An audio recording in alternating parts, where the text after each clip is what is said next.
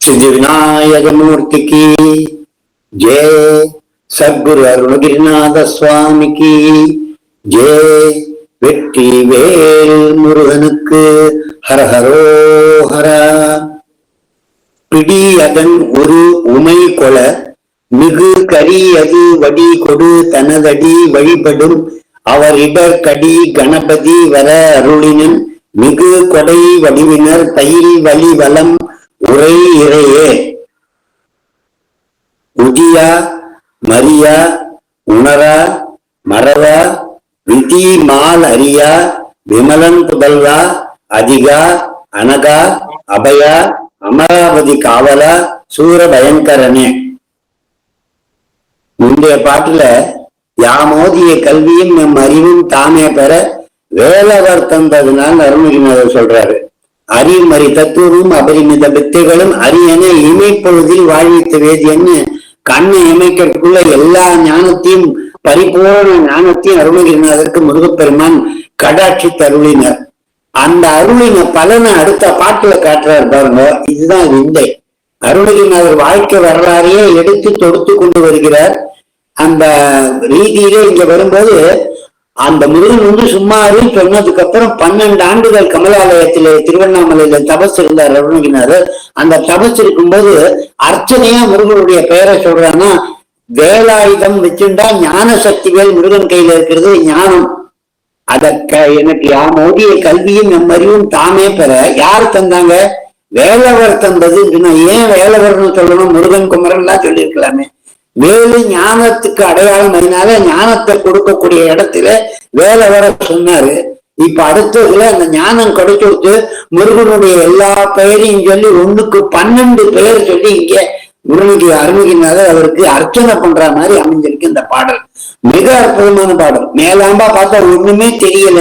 பொருள் விளக்கம் என்னன்னு பார்த்தா வெறும் பொருளுடைய இதை மட்டும் பார்த்தா உதியா உதிக்காமல் பிறவாமல் மரியா இரவாமல் உணரா உணர்வு என்பது இல்லாமல் மறவா ஞாபகமும் மறதியும் இல்லாமல் விதி பிரம்மன் அரியா விதி மால் அரியா விதி பிரம்மன் மால் மகாவிஷ்ணு அவர்கள் அறியாத விமலன் சிவபெருமான் அவனுடைய புதல்வா அதிகா எல்லாவற்றையும் உயர்ந்தவனே அதிக சக்தி வாய்ந்தவனே அனகா பயம் இல்லாத பயத்தை கொடுக்காதவனே அமராவதி தேவர்கள் உலகத்தை காவலா காக்கின்றவனே சூர பயங்கரனே சூரனுக்கு பயங்கரமானவனே. இவ்வளவுதான். இது ஒண்ணுமே பொருள் புரியலையே அப்படின்னு கேட்டா இந்த ஒவ்வொரு வார்த்தைக்கும் அர்த்தம் இருக்கு. பெம்மான் முருகன் பிறவான் இரவான் சொன்னாரு அருள்கிரிநாதர் முத பாடல்ல. பெம்மான் முருகன் பிறவான் இரவான்னா அவன் பிறப்பு இறப்பு என்று இல்லாதவன், யோனியிலே பிறவாதவன், பூமியிலே பிறவாதவன், பிறப்பு தனக்கும் இல்லை. அவனை கும்பிட்டா நமக்கும் பிறப்பை கொடுக்காம இருப்பான். இனிமே நமக்கு பிறப்பு இல்லை. அவனை முருகன திருவடியை பணிஞ்சா பிறவில்லாதவனை பணிஞ்சா நமக்கும் பிறப்பு இல்லை. மரியா மரணம் இல்லாத பிறந்தாதானே மறக்கணும். அதனால மரணமே நமக்கு இல்லை. அதனால மரணம் இல்லாதவன் அவன் நமக்கும் மரணத்தை கொடுக்க மாட்டான். மரியா உணரா உடல் இருந்தாதான் உணர்ச்சியே இருக்கு. அந்த உணர்ச்சியே நமக்கு இல்லை. பிறந்தாதானே உடல் வர்றதுக்கு. அந்த உடலை வராம காப்பாற்றிடுவான். மறவா ஒன்னுதான் என்னைக்கு மறவாத இருந்தா என்ன நீ என்னைக்கு மறவாம இருப்ப முருகப்பெருமானே. இது 2 பொருளா ஒரு வார்த்தைக்கு 2 பொருள். முருகா என்ன நீ மறவாம இருக்கணும், நான் ஒன்ன என்னைக்கு மறவாம இருக்கணும். மறவா அதனாலதான் எல்லாம் கொஸ்டினால உதியா உணரா மறவா விதி மால் அரியா விமலன் புதல்வா. இதுல ஒரு பெரிய ரகசியமே அடங்கியிருக்கு இந்த வார்த்தையில. விதினா பிறப்ப கொடுக்கக்கூடிய பிரம்மன், மாவுக்கு என்னைக்கு நம்மளை காக்கக்கூடியவன், பிறந்ததை காப்பாற்றிதான் ஆகணும். சிவபெருமன் அழித்து தன்னோட சேர்த்துக்கூடியவன். நம்ம எல்லாம் பஞ்சபூதத்துல ஒண்ணுல எல்லாத்தையும் கொண்டு போய் சவத்தை போடுவா, அக்னியில கொண்டு போய் கொளுத்துவா. அந்த சிவபெருமான் அக்னி பரம்பாவே திருவண்ணாமலையில இருக்கான். விதி மால் 2 பேரும் பார்க்க முடியல. அரியன் அறியாதவர் பிற நெறி மூணது புக நகையவியநாதர்னு சொல்லுவார் அருணகிரிநாதர். அப்படி சிவபெருமான் திருவண்ணாமலையில அக்னி ஸ்வரூபமா பிராட் ரூபமா இருந்த பிரம்மன் மேல தேடிட்டு போனா, விஷ்ணு கீழே தேடிட்டு போனார். அவரை பார்க்கவே முடியல, அடிமுடி தெரியாத அண்ணாமலைன்னு அக்னி ஸ்வரூபமா இருந்த அந்த அக்னி எல்லாத்தையும் அழிச்சு எல்லாத்தையும் எரிச்சு சுத்தப்படுத்திடும். அப்படி விமலன்னா சுத்தமா இருக்கக்கூடியவன் அர்த்தம். அந்த விமலன்னா விமல ஜலம் காலையில யாரும் தொடலைன்னா சுத்தமா இருக்குமா, பரிசுத்தமா இருக்குமா. அந்த மாதிரி கங்கை சுத்தமானது. சிவபெருமான் அக்னியா இருந்து சுத்தம், கங்கை அக்னியா இருந்து சுத்தம். அந்த சுத்தத்திலே பிறந்த முருகப்பெருமான் இன்றைக்கும் பரிசுத்தம். அதனால விமலன். விமலன் என்பது சிவபெருமானுக்கும் பொருந்தும், விமலன் என்பது முருகனுக்கும் பொருந்தும். விதி மால் அறியா விமலன் புதல்வா அதிகா. எல்லார விட பொருளிலும் செருளிலும் அருளிலும் அதிக திறமை வாய்ந்தவன் முருகப்பெருமான். அது சொல்றார்.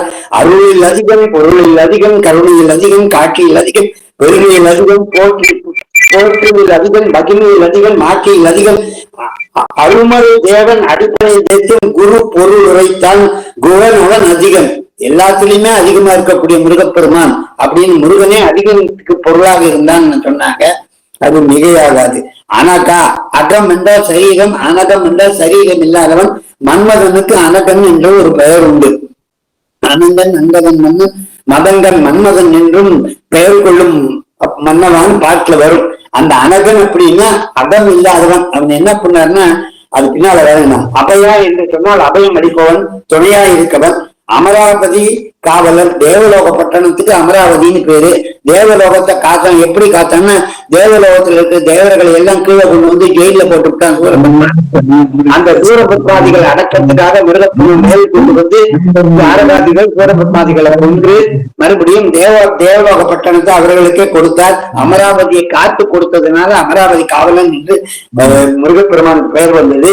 சூர பயங்கரன். முருகனே சூரனுக்கு சூரன், சூரனுக்கு சூரன் சூர பயங்கரன்னா அந்த சூரனுக்கு பயங்கரமாக இருக்கக்கூடிய முருகவேள். அந்த முருகவேளை பத்தி இவ்வளவு சொல்றார்.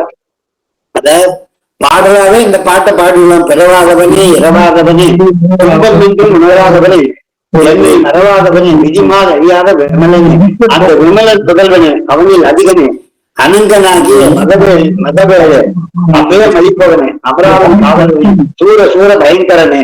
இப்படி 12 விதமா அருள்கின்றார் முருகப்பெருமானை புகழ்கின்ற இந்த பாடலிலே அந்த பெருமானுடைய முழு கதையுமே இங்கே பாடல சொல்லியிருக்கிறீங்க. பிறவாமல் முருகப்பெருமான் சிவபெருமானுடைய 5 கண்களில் இருந்து விழுந்த அக்னி பொறியிலே முருகப்பெருமான் பிறக்கிறான்.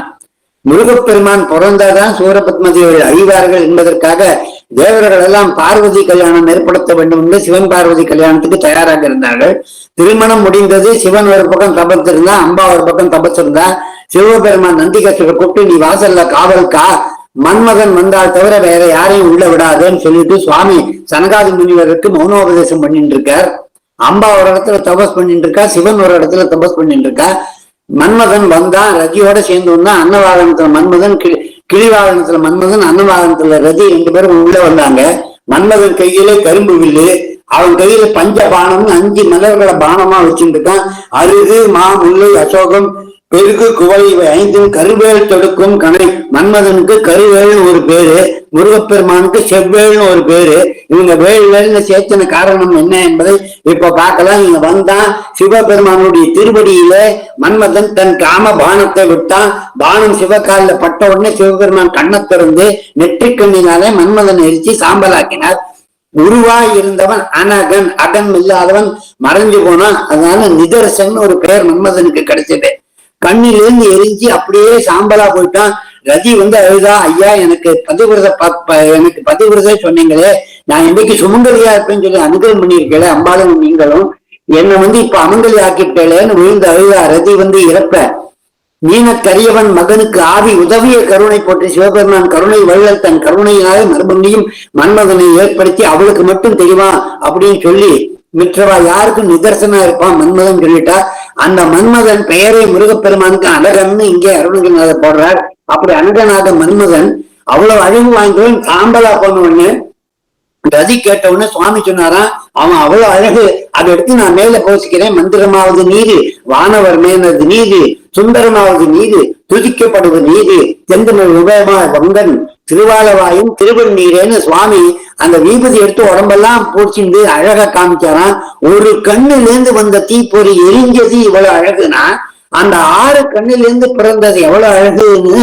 அதனாலதான் சத கோடி கோடி மன்மதா, அப்படி கோடி மன்மதன் சேர்ந்தா கூட அவ்வளவு அழகு இல்லையா முருகன், அவ்வளவு அழகு அப்படின்னு பெரியவர்கள் அந்த அழகான பெயரை சொல்லி இங்க முருகப்பெருமானுடைய பிறவாதவனே, இரவாதவனே, துன்பம் என்றும் உணராதவனே, என்னை மறவாதவனே, விதிமால் அறியாத விமலன் புதல்வனே, அவனில் அதிகனே, அனங்கனாகிய மன்மதர்களே, அபயம் அளிப்பவனே, அமராவதி காவலனே, சூரனே, சூர பயங்கரனேன்னு அந்த அருணகிரிநாதர் இத்தனை பெயர் சொல்லி முருகப்பெருமானை பாடினார்.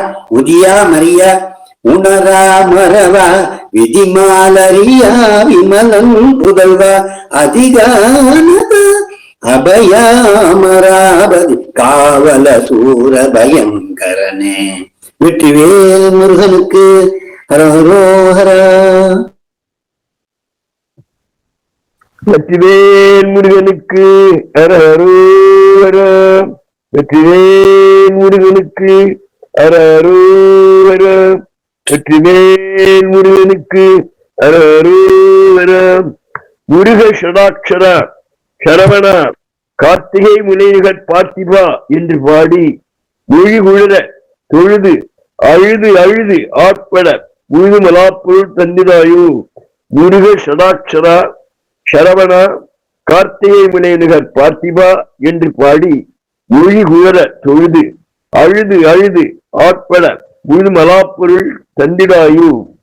உமையனும் மயில் பெற்ற மயில் வாகனனே, உமையனும் மயில் பெற்ற மயில் வாகனனே, வனிதையர் அறுவர்க்கும் ஒரு பாதகனே, வனிதையர் அறுவர்க்கும் ஒரு பாதகனே, உளம் உருகிய பக்தர் உறவே, உளம் உருகி உளம் உரியே பக்தர்களுக்கு உறவே என ஓதி உருகுதல் சற்றும் அறியேன், என ஓதி உருகுதல் சற்றும் அறியேன்.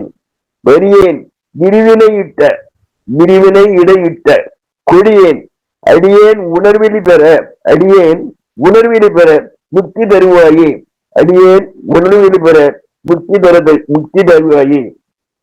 அயில் தொட்ட அரசே இமையோர் பெருமானே, பொற்கடலை நாள்தோறும் உட்பருவினால் ஓதும் முக்தி நெடிதும் வாழ்வு புரிவாயே. உட்பருவினால் பொற்கடலை நாள்தோறும் உட்பருவினால் ஓதும் புத்தி நெடிதும் வாழ்வு புரிவாயே. மயில் மீது ஏறி வருவோனே, எனது துயர் கவித்து உனது தாளினை அன்போடு கருதிடும் வாழ்வு தந்திட நினைவாயே. எனது உனது தாளினை அன்போடு கருதிடும் வாழ்வு தந்திட நினைவாயே. முருகா சரணம், முருகா சரணம், முருகா சரணம், முருகா சரணம், முருகா சரணம்.